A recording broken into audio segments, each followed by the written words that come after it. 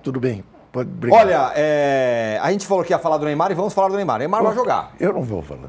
O Neymar vai para jogo. Mas eu não vou falar do Neymar. E eu fiz a pergunta, sério, e muita gente ficou em dúvida. Você, Juca, tem plenos poderes. Você manda no Santos. Mando. Manda no Voivoda, manda em todo mundo. Mando. Mas não manda no Neymar pai. Não, manda em todo mundo, inclusive nas decisões a ser tomadas. A decisão que Palmeiras e Santos. O Neymar joga? No primeiro tempo, não. Ele não entra de titular. Eventualmente no segundo tempo, conforme o jogo estiver. Porque, na minha cabeça, o Santos está jogando com 10. Eu não nego a possibilidade de ir numa bola parada, um lançamento. Mas a determinação dele é tamanha que a gente falou outro dia do lance que até para mim era o lance mais bizarro do Campeonato Brasileiro até agora, que foi o lance na bunda do André Esteves. André Ramalho. André Ramalho. Aquele lance da cobrança de falta do Memphis na bunda do André Ramalho. Para mim aquilo foi o mais bizarro. Já tenho dúvidas se mais bizarro não foi o lance em que o Neymar vai até a área do Santos, pega a bola do Zé Ivaldo e o Zé Ivaldo manda a bola pro Zé Ivaldo e o Zé Ivaldo dá um bicão lá para cima. Né? Porque o que ele queria mostrar ali? Que só com ele o Santos construiria jogadas de gol. Depois ele brigou, você lembra, com o Zé Ivaldo. Depois brigou e... Foi o que ele disse no intervalo. No intervalo do jogo, tem que a bola para mim. Aí, por coincidência, aos 40 minutos ele sai, tá 3-0 pro Flamengo e o Santos faz 2 gols. Sim. Então, eu acho que o Santos joga com 10. Então, eu não escalaria ele para começar o jogo. E o outro dia, o Mussetti, que é o nosso colunista que participa do De Primeira, no programa da tarde aqui do UOL, ele trouxe a informação que o Zé Ivaldo e Neymar não se bicam. Então, não é por acaso todo aquele quiprocó que teve no jogo. Você sabe quem deve ser barrado? Quem? Não o Neymar, o Zé Ivaldo. Pois é. No time Zé do Ivaldo Santos? deve ser barrado no jogo. Mostra aí o time, então. Quem que deve ser? Aliás, Não, o que ele quer dizer, eu acho que é a influência do Neymar. Ah, não, já saiu a provável escalação? Não, o provável Santos. Brazão, Igor Vinícius, Adonis Frias no lugar do Zé Ivaldo, Luan Pérez e Souza.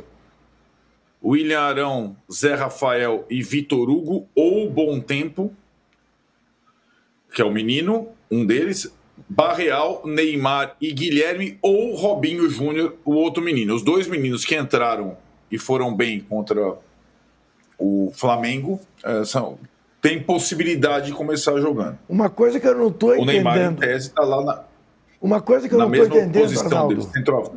que eu não estou entendendo no Voivoda é o Roleiser virar reserva. Honestamente, eu não entendo. Mas diante disso que o Arnaldo está falando, deve ter uma influência enorme, brutal do Neymar nas coisas de quem joga e quem não joga, me parece. A sensação é essa que dá, Mauro, né? E duríssimo você ter o Neymar no elenco, né? Porque o cara tem que jogar e tal. Mas o técnico sabia disso, né? Quem aceita trabalhar no Santos, Cléber Xavier, agora o Juan Pablo Voivoda, eles sabiam que tinha esse combo aí. Então, agora conviva com isso, né? Paciência, né? Mas é complexo, né? Complexo e, assim, o jogador manda mais do que todo mundo do clube, né? O Santos se apequenou barbaramente nesse episódio todo e está pagando por isso. Pode pagar mais caro ainda. Porque mesmo que o Santos vença o Palmeiras, ele vai continuar ameaçado de rebaixamento. Ele sai da zona do rebaixamento, mas tem jogos difíceis pela frente e a possibilidade de voltar vai continuar a atormentar os santistas. Pois é. Que coisa, hein? Teve um dos protestos mais letrados que eu já vi, acertando até vírgula. Sem dúvida, na Neymar, faixa. vírgula, só jogue bola, não sei o quê. Na faixa ali. É novidade para o Neymar, né? E eu acho que o jogo do Palmeiras e Santos agora na Vila Belmiro vai ser um bom ponto para ele ser testado, para saber. Porque você imagina, começa o jogo, 15 minutos, 1-0 para o Palmeiras, o Neymar tentando alguma coisa. Eu não sei se de repente uma parte da torcida já não começa a xingar, vaiar, porque no momento de rebaixamento, essa idolatria toda, eu acho que começa a ser questionada. Quais são os argentinos que vão jogar pelo Palmeiras? Aníbal. É só Aníbal, né? Só Porque Aníbal? o Flaco foi convocado. Aliás, a gente não sabe do Flaco. Não, mas o Flaco de qualquer jeito. jeito... É o Aníbal e o Flaco, os argentinos do Palmeiras. Você tem alguma... o Giai, é verdade. Você tem alguma dúvida que o Aníbal vai ficar... Dá uma mordidinha? Opa! Você verá. Você verá. Agora, o Mauro falou um negócio no meio da semana, né, Mauro? E acho que vale lembrar. Se o Santos cair, e vamos combinar que a chance do Santos cair não é pequena, Não. o mundo vai falar. Neymar rebaixa o Santos. Sim. Fora do Brasil. No Brasil também, mas fora do Brasil. Não é isso, Mauro? Olha como é que está o campeonato. É aquela ironia terrível, né, a qual eu tenho me referido. O Santos cai no ano que o rei morre e pode cair de novo no ano que o príncipe volta. Para a imagem, que já não está exatamente muito boa, fica um pouquinho pior, né, Mauro? Sem dúvida, né? Eu diria que a manchete vai ser Neymar rebaixa o time do Pelé. Vai ser isso. Imagina. Porque não há como, né? A repercussão qual vai ser? Só o Santos caindo? A repercussão vai ser maior, essa é a questão. O Santos caindo, como qualquer clube brasileiro, tem uma repercussão internacional lá e tal. Alguém vai publicar alguma coisa, vai fazer um registro. Mas tendo o Neymar, ele ainda é atividade, jogador conhecido como ele é claro que isso vai ter mais repercussão. Muito ruim para a imagem do clube e a imagem dele também. Mas nada disso é por acaso, né, gente? Tudo é feito de uma forma tão equivocada. O que aconteceu domingo no Maracanã é muito constrangedor, né? Muito constrangedor. Tudo que aconteceu. Comportamento em campo, reclamando de tudo, a forma como sai de campo, aí depois desse episódio de até atacar quem deu a notícia de que se teria se desculpado, teria sido, na minha opinião, apenas uma mera obrigação pedir desculpas ali, né? Mas, enfim. Pois era o cara teve a chance de falar. Inacreditável. Ele falou, eu não pedi desculpa, mas deixa essa imagem boa vazar aí. Não, ele fez questão. Isso. Que coisa. É o caso típico do pau que nasce torto, não tem jeito, morre torto. Desde a contratação. Aquela coisa que fizeram com inteligência artificial, do Pelé recepcionando. Então, lembra? Deus me livre. Sim. E na gestão da carreira, nada me tira da cabeça que o Neymar, ele teve ali teve o destino selado quando ele resolveu deixar toda a carreira na mão do pai. Não porque o pai não faça um negócio que... O pai, tenho certeza que ama o Neymar, que tem a melhor das intenções, mas não é preparado para isso. E aí ele decidiu se separar do Eduardo Musa, né? Exatamente. E aliás, que eu não conheço, não é que eu estou defendendo, mas assim, competentíssimo. Era super elogiado, o cara que falava que, pelo menos sabia falar não e que podia falar não, e que em toda a investigação do podcast que você fez ao lado do Pedro Lopes, mostrou que era o cara que em algum momento começou a falar não, mas que depois começou a causar desconforto. Então o Neymar tem um grave problema com o não, né? Desde sempre. Então, infelizmente, e eu falo infelizmente porque para mim ele tem assim talento de sobra para ser de sobra o melhor jogador dos últimos 20 anos que a gente teve no futebol. Eu tenho 55 anos de carreira. O Neymar é o maior desperdício de talento que eu vi na minha vida. É impressionante. O negócio é o maior. É isso. Porque o Ronaldinho Gaúcho quis entrar nessa competição, mas por paus ou por pedras, ainda no final da carreira, deu o título para o Galo Mineiro. Não é isso? Foi campeão do mundo na seleção brasileira, brilhou no Barcelona, foi o protagonista do Barcelona, jogou 2 anos um futebol que o aproximou do patamar celestial. Né? Agora, chegou uma hora e falou, quer saber? Eu quero mais agora curtir a vida, quero viver, é o direito dele. Mas ele ele entra para a história do futebol num lugar de muito mais destaque do que o Neymar. Né? Agora, o Neymar tinha um talento que não é inferior ao talento do Ronaldinho Gaúcho. Naquela resenha, o Ronaldinho ele pode meter a marra. Eu sou campeão do mundo, eu sou campeão de sei lá o quê, o Neymar fica... Ô, Arnaldo, diga. O Oscar, como todo mundo sabe, teve um problema grave cardíaco durante exames. Ontem saiu um novo boletim que, para a vida do Oscar, é uma boa notícia. Foi apenas um evento isolado ali, o problema que ele teve. Então, continua sendo investigado e tudo mais. Não sabe se ele vai continuar a carreira por decisão dele ou não. Essa é uma questão física. Mas aí o jogo tem em São Paulo e Corinthians na próxima rodada. E aí hoje... surge a notícia, aqui no UOL também, que o Lucas se queixou de dores no joelho que bom. Novamente. Que bom para preservá-lo, que bom. Arnaldo, são 65 lesões que o São Paulo teve ao longo desse ano. 65! Eu não lembro de um clube que tenha tido tantas lesões num ano só. Claro que tem jogadores com várias lesões ao longo do ano, mas são 65. É um negócio impressionante, né? A ponto de até os não religiosos já estarem apelando para outras... Verdade, não tem energia. Energia, exato, outras situações. Agora, Tironi, tem uma questão assim, são casos completamente diferentes, mas se você reparar, existem algumas semelhanças entre Neymar, Oscar e Lucas. São jogadores, atletas da mesma idade, da mesma geração, e que o Neymar também, a gente nem entrou nessas questões, entramos nas questões comportamentais, o Neymar e tudo mais, mas as limitações físicas do Neymar hoje são evidentes, ainda mais depois da cirurgia no ligamento cruzado, né? As limitações físicas do Lucas são evidentes, e são, aliás, jogadores de estilos parecidos que nunca mais vão conseguir jogar da mesma forma. Sabe aquela coisa do pegar a bola e levar até o gol adversário driblando todo mundo? Esquece. Né? O Lucas teve essa lesão no joelho, o departamento do São Paulo, médico do São Paulo, de fato, é bizarro. A gente não... ou os tratamentos, a ponto de todos os jogadores argentinos do São Paulo se tratarem e preferirem os tratamentos e outras situações no próprio país. É o caso do Enzo Dias, que foi operar a hérnia lá na Argentina.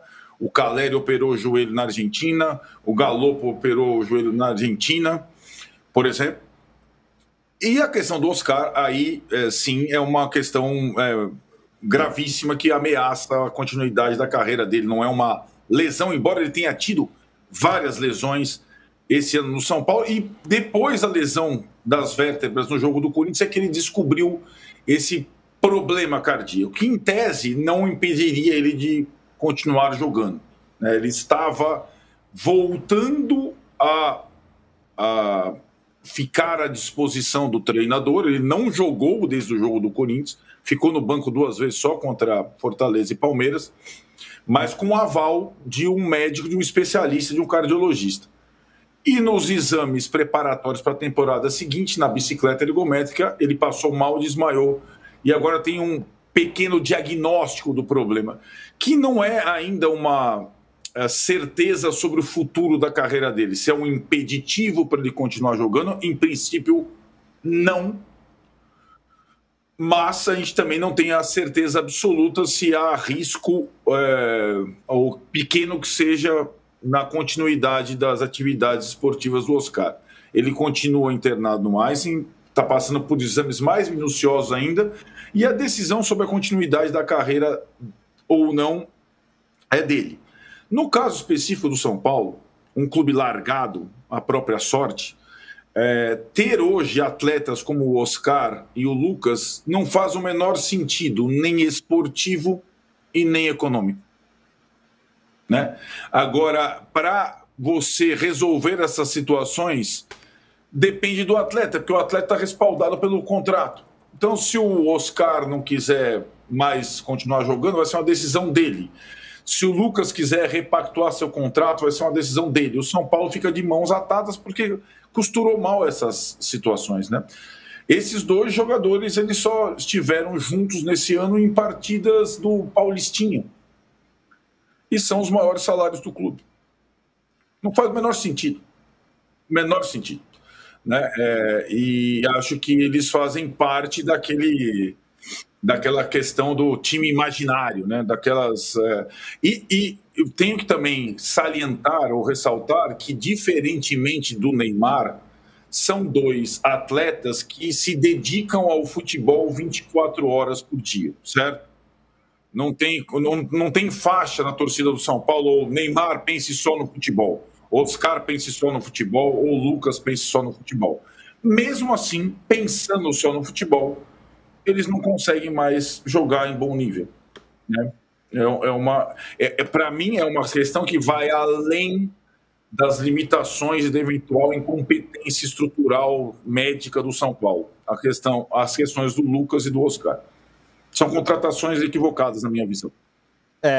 Fala, Juca. Não, agora só vai, ao que tudo indica, teremos um majestoso dos esfacelados. Porque o Corinthians também não vai ter ninguém. Garro está suspenso. Não compara, Juca. Não, eu sei. Juca, eu sei. Não há como comparar. O que nós estamos falando de Palmeiras e Flamengo, dos times reservas, o São Paulo vem há meses e contra o Corinthians, provavelmente pelo cheiro do departamento médico atual, serão 15 baixas por lesão, 15, além da dúvida dos 3 que estão convocados na data FIFA, que são jogadores sãos. Então, eu sei. Ferrarese, Bobadilha e Tapia. Eu sei. O São Paulo não tem o lateral esquerdo e tal. Eu sei. Arnaldo, o que eu estou dizendo é aquilo que o departamento médico do São Paulo não é capaz de devolver para o time e que as convocações da data FIFA prejudicam o São Paulo, o Corinthians compensa com 5 jogadores, sei lá, suspensos. Que a estrutura... E o Memphis. O Memphis, claro, vai ter que jogar pela Holanda. Joga, aliás, hoje pela Holanda e joga no meio da semana pela... Mas você sabe que, diferentemente do Flaco, que cogita da possibilidade de jogar, sendo que vai jogar hoje e o próximo jogo é amanhã, o Memphis precisa de 1 semana, 10 dias para se recuperar. Então não vai ter Corinthians também, vai ser o majestoso dos esfacelados. Rapaz, que melancólico, hein, Mauro César, dos dois lados. Pois é, eu acho assim, no meio disso tudo aí, a única diferença é que pelo menos o São Paulo tenta dar algum passo numa direção de reestruturação, né? Eu acho que tudo isso passa pelo que acontece nos clubes, né? O São Paulo vive uma crise muito grande, uma crise até de autoridade, né? Quem leva a sério hoje o que fala o presidente de São Paulo, depois de tudo que vem acontecendo, né? E no Corinthians, no Corinthians a gente sabe, né? Quem está lá, quem está no poder, era vice de quem foi retirado do poder. E fala como se não tivesse nada a ver com isso. Exatamente. Nada a ver com isso. Isto foi tudo feito pela gestão anterior, pelo presidente. Presidente anterior, quem, cara pálida? Quem o apoiava? Quem fazia dobradinha com ele? Quem? Ora, meu Deus. Ô Danilo, no caso do São Paulo, acho que o Arnaldo levantava essa bandeira lá no começo, esse planejamento aí vai dar errado, hein? Deu errado, né? O ano do São Paulo é um fracasso retumbante e a ideia de ter jogadores, não sei o quê, medalhões, tal, caros, não funcionou. Bom, como não funcionou com o Rames, com o Daniel Alves e por aí vai. Acho que a gente vê a situação do São Paulo, que é grave, mas a gente olha para o Corinthians e fala, calma, tem coisa pior. Né? Tem. Esse é o ponto. Financeiramente falando, estou dizendo, não nos desfalques e tudo mais. Financeiramente falando, é bem claro que o Corinthians está numa situação muito mais grave, e aí tenta essa manobra que o Mauro citou na manchete dele sobre a Caixa Econômica Federal e tal. Aí quando você olha para o São Paulo, acho que para mim o mais grave de estudo, do planejamento, é que o São Paulo, desde o começo, se propôs a ter um ano em que ia diminuir a sua dívida, em que ia controlar os seus gastos. E no momento desse, a gente já sabe que o calendário é esse calendário que a gente tem, com todas essas questões. Você não pode concentrar tanta renda em 2 jogadores para um calendário desse, e 2 jogadores com a idade tão avançada e com questões físicas. Um que veio da China, que a gente já sabia que ia ter dificuldade de adaptação, e o Lucas, que é outro que já tinha dado alguns sinais de que talvez tivesse dificuldade de jogar o ano todo de uma forma regular.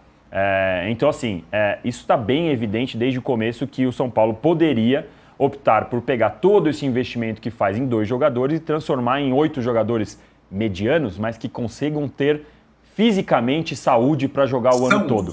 Sãos. Que pudessem jogar todo ano. O ano todo disputar. Mas a técnica do Lucas, quando ele joga, não tem igual. Ok.